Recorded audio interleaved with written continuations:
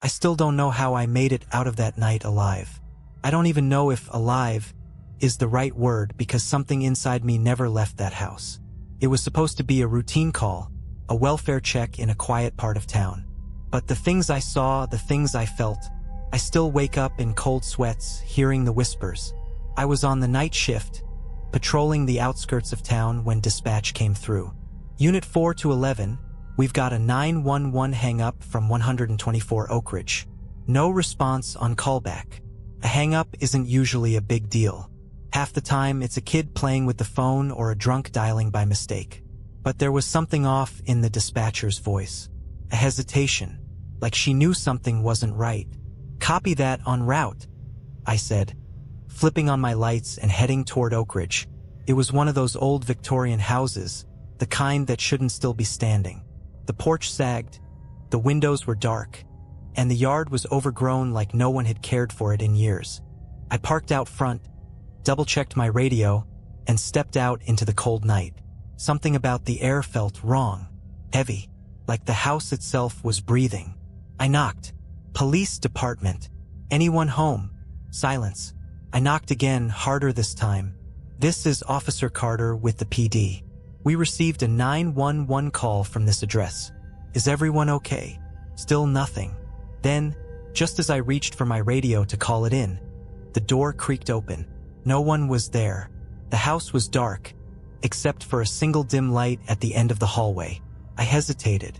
Every instinct told me to wait for backup, but protocol said if there's a potential victim inside, I had to check. Hand on my holster, I stepped inside. That's when I heard it. A whisper, so quiet I almost thought it was the wind. But then it came again. Closer. "Help me." My stomach dropped. I pulled out my flashlight, sweeping the beam across the room. The place was a mess. Furniture covered in white sheets, dust so thick it coated my boots. It didn't look like anyone had lived there in years. But that voice, it was coming from upstairs. I took a deep breath and started up the staircase, every step creaking beneath my weight. Halfway up, my radio crackled. 4 to 11, status check. I raised it to my lips, still checking the residence. I think someone's inside. That's when I heard the sound that nearly made me bolt. A dragging noise, something heavy, scraping against the wooden floor. It was coming from the room at the end of the hall. I drew my gun. "Police! If someone's in there, come out with your hands up." No response. Just that sound. Dragging. Slow. Deliberate. I stepped forward, my pulse hammering in my ears. The door was slightly open, and as I nudged it with my foot, my flashlight caught something on the floor. A trail. Dark. Wet. Leading from the window to the closet. And then a single bloody handprint on the door. I froze. My training told me to call for backup, but my gut told me I didn't have time. Someone was in that closet. Someone or something. I reached for the handle, bracing myself for whatever was on the other side. And then the door exploded outward. Something lunged at me, and everything went black. I came to on my back, my ears ringing, my vision swimming. My flashlight had rolled across the floor, casting long, frantic shadows that seemed to move on their own. My gun was still in my hand, but my grip was weak, shaky. Something had hit me, hard. I pushed myself up, trying to clear my head. The closet door hung open now, swinging slightly, as if something had just come out of it. But there was nothing in front of me. Then I heard it, breathing, slow, deep, right behind me. I turned so fast I nearly tripped over myself. Gun raised, finger on the trigger, but there was no one there. Just that damn bloody handprint smeared across the wall. The dark stain of something soaking into the wooden floor, and the distant sound of something wet dripping. I forced a breath and keyed my radio. 4 to 11, I need backup at 124 Oak Ridge. Possible assault victim. Unknown suspect. A whisper cut through the static. "You shouldn't be here." My blood turned to ice. That didn't come from my radio. That came from inside the room. And that's when I saw it. The closet was empty, but something was wrong with the walls.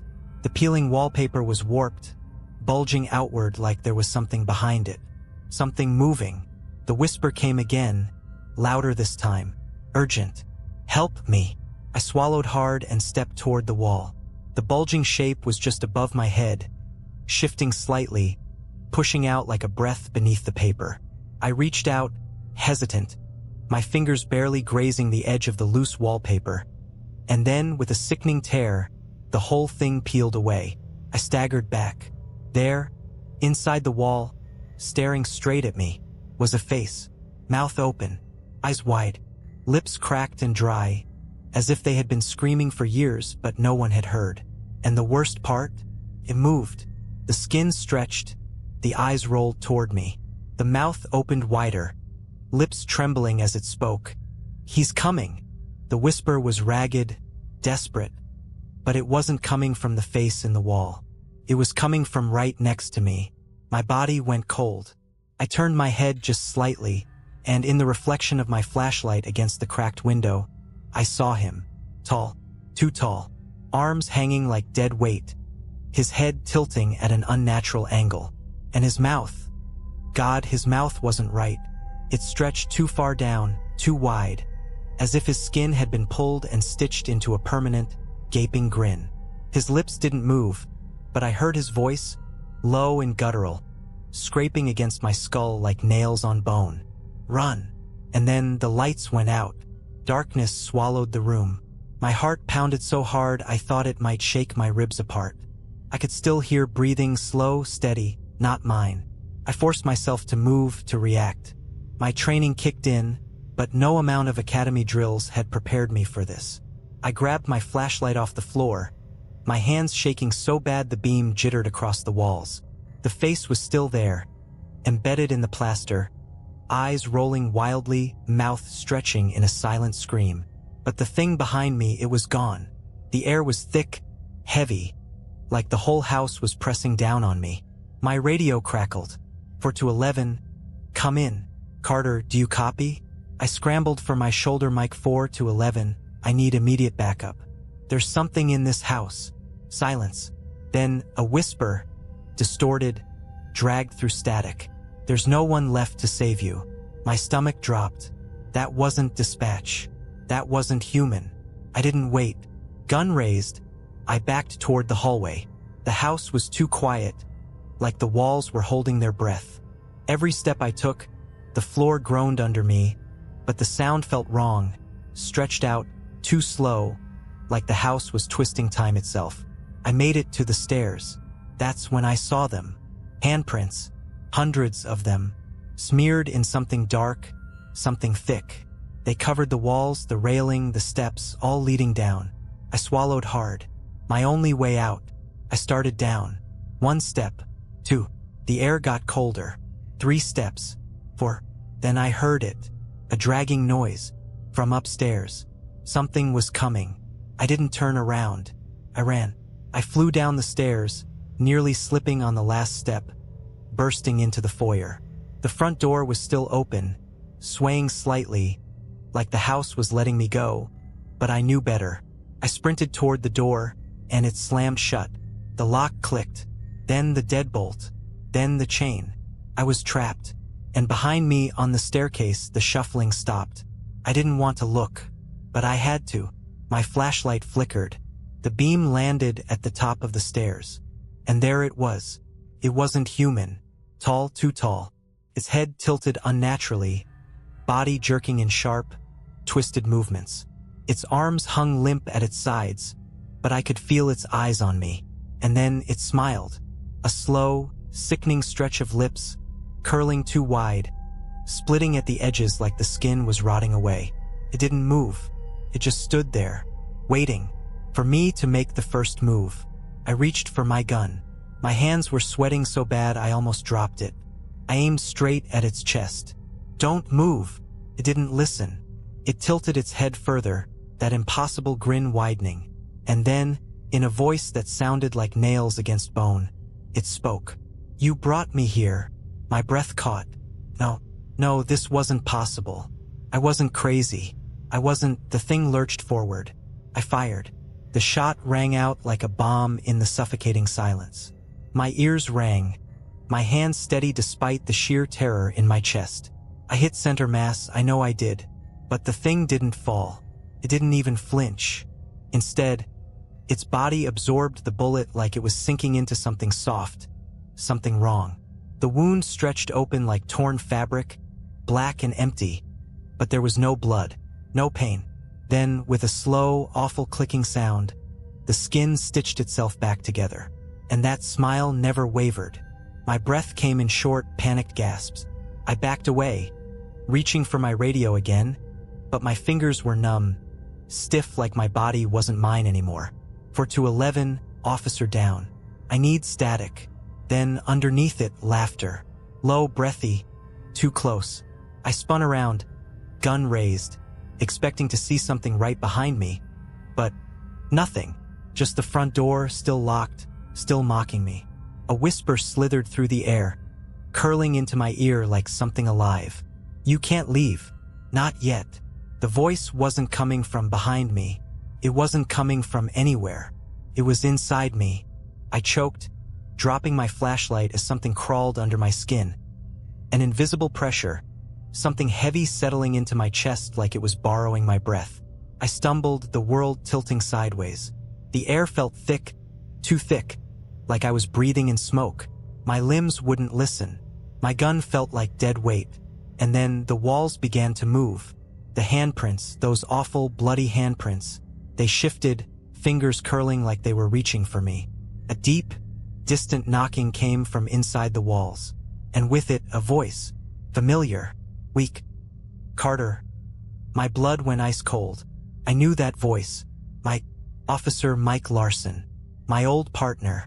The one who went missing 6 months ago after a welfare check in this very house. We never found his body. My hands trembled. I didn't want to turn around. I knew what I would see. But I did. And there he was. Or what was left of him. His uniform was still the same, his badge reflecting my flashlight's weak glow. But his face. Jesus, his face. His eyes were gone. Just empty sockets filled with something black and writhing. His mouth hung open in a silent scream. His lips cracked, stitched together with something dark and glistening.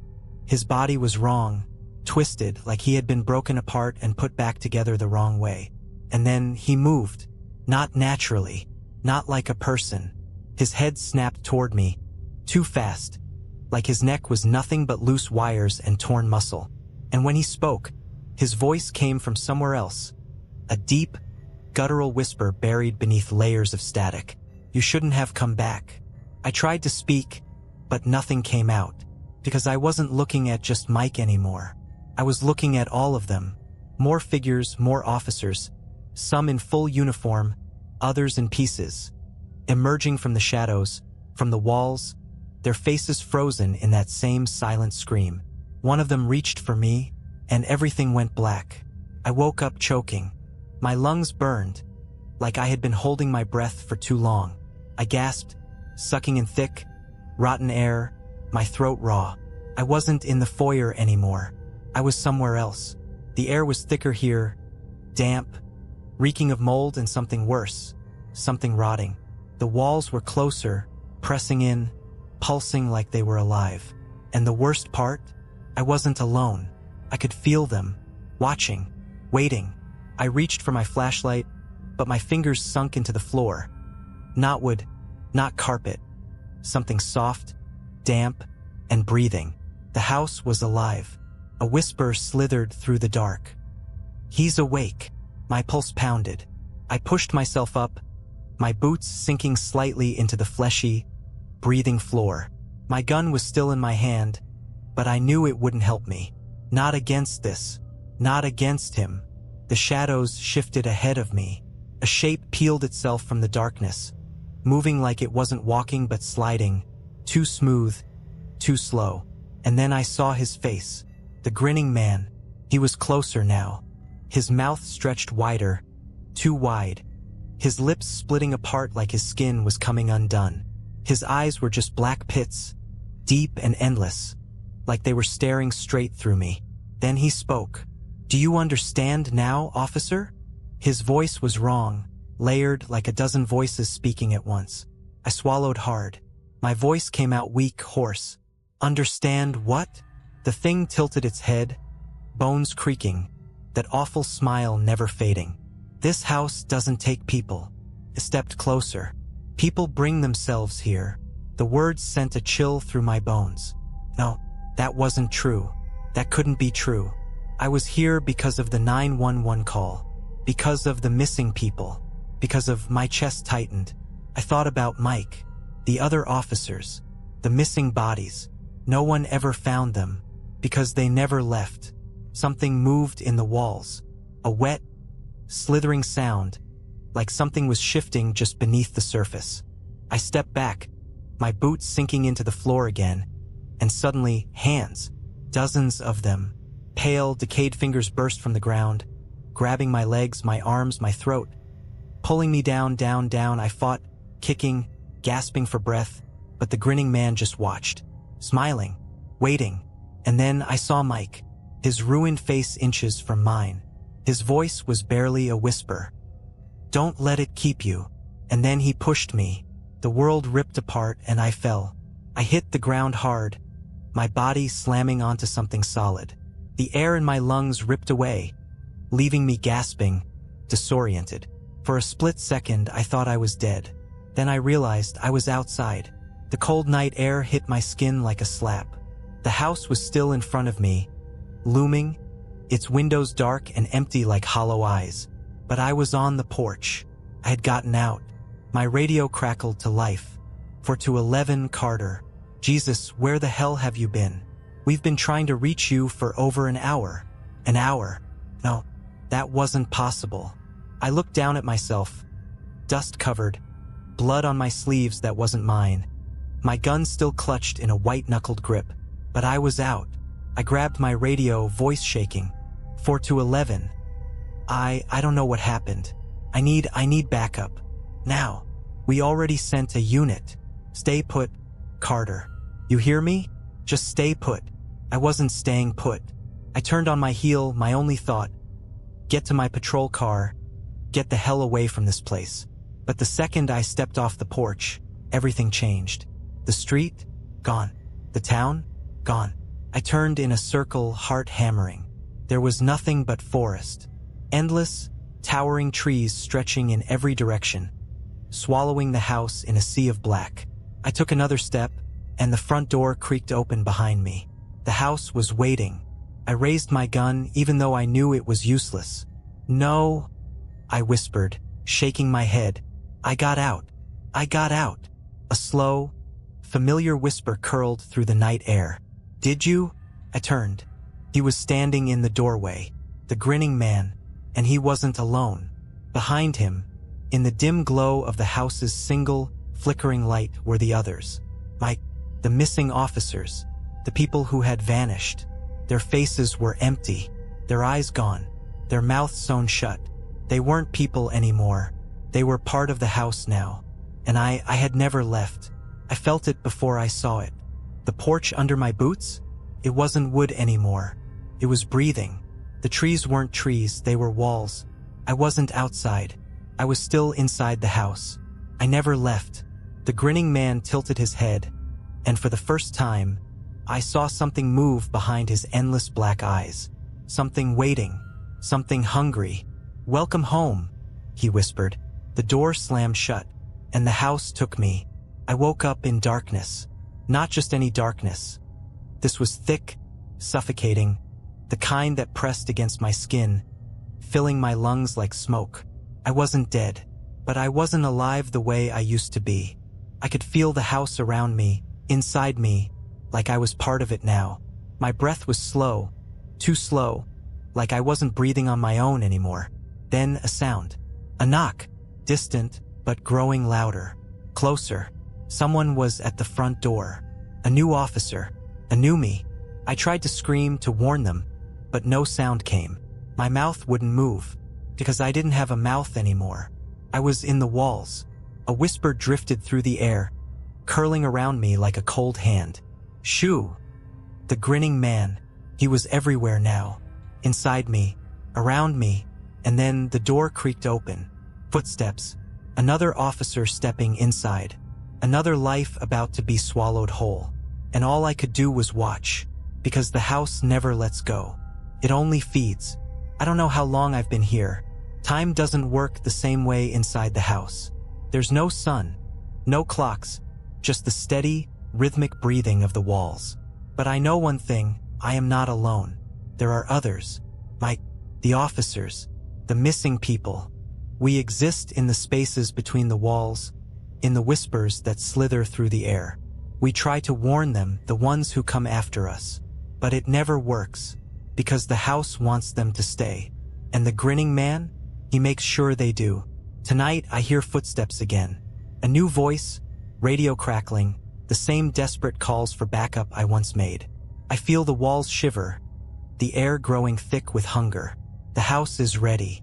I press against the inside of the wall, my hands no longer my own, my body just a part of this place now. And for the first time, I hear my own voice, weak, hollow, barely more than a whisper. Don't open the door. But I know they will, because they always do, and the cycle will start again. I wasn't supposed to remember. That's what the house does. It takes you, erases you, turns you into a whisper behind the walls, just another voice lost in the void. But I remember everything. I remember who I was. I remember how I got here. And worst of all, I remember how to get out. The grinning man doesn't know. He thinks I'm like the others. Silent, obedient, broken. But I'm not. Not yet. Because while the house may be alive, it's not perfect. It has cracks, weaknesses, and I've been watching, waiting. Tonight, I hear another officer inside. He's different, strong. He hasn't seen the grinning man yet. He hasn't seen me, the real me trapped inside these walls. This is my chance. I push against the rot, the wet, pulsing flesh of the house, clawing my way toward the sound of his voice. It hurts. God, it hurts. Like tearing through my own skin. But I keep going. I have to. The house doesn't like this. The walls tighten, the air turning to tar, trying to pull me back. But I fight. I push harder, tearing through the layers of decay, reaching, and then suddenly light, cold air. A crack in the wall just wide enough to fit through. I shove myself out and I fall. I land hard on the wooden floor. For a split second, I don't move. I just breathe. Real air. Real ground beneath me. I made it. I'm out. The officer, he's standing by the door, gun drawn, eyes wide. Jesus Christ. He breathes, stepping toward me. Are you? The house groans. The air shifts. And suddenly, I realize I'm not alone. The grinning man is right behind me, watching, waiting, smiling, and he whispers, so close I can feel his breath against my ear. I didn't say you could leave. The floor splits open beneath me. Hands, cold, rotting, endless hands, burst from the darkness, grabbing my arms, my legs, my throat, and I scream as they drag me back inside. I wake up in the walls again. This time, the crack is gone. And the house is laughing, because no one ever really leaves. I know now the house doesn't just trap you, changes you. It waits, it feeds, it pulls you in, piece by piece, until you're nothing but a whisper, a shadow, a name that people forget. I don't know how long I've been here. Days? Months? Years? Time doesn't exist in the dark. But something is different this time, because I'm not just trapped inside the house. I'm becoming part of it. I feel it in my bones, in my breath. The walls pulse when I move. The whispers are louder inside my head. And worst of all, I can hear the house thinking. It speaks in cracks, in groans, in the scratching behind the walls. It has no voice, but I understand it now. And it understands me. The grinning man comes again. He always does. But tonight, he isn't smiling. He crouches next to where I'm pinned inside the walls, his black, endless eyes narrowing as he tilts his head. You're different, he whispers. I don't answer. I don't have to, because I can feel it too. I am not just a victim anymore. I am part of the house now. And the house is afraid of me. I push against the walls, against the rot, against the endless breathing mass that has held me for so long. The grinning man twitches. No, he hisses. You belong to us. I smile. It's my first smile in a long, long time. And then I tear through the walls. The house screams. The walls shatter, splitting open in jagged, rotten cracks. The shadows spill out like blood, shrieking, clawing, trying to pull me back in. But I won't go. Not this time. Not ever again. I run. Through the collapsing hallway, past the faces screaming in the plaster, past the rooms that have no doors, no windows, no way out until I see it. The front door, wide open. I throw myself through it. I land hard on the pavement. The cold night air rushes into my lungs, and for the first time in forever, I breathe.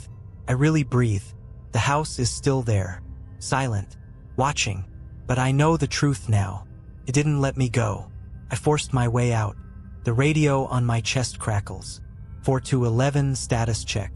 Officer Carter, do you copy? My hands are shaking as I grab it. I'm here. A pause. Jesus, Carter. We lost contact with you for hours. What the hell happened? I look back at the house. The front door is closed again. Like it never opened. Like it never let me go. I swallow hard, forcing the words out. Don't send anyone else here. Carter, what's going on? I take one last look at the house, at the windows, at the grinning man still watching me from the shadows inside. And I do the only thing I can. I turn, and I walk away,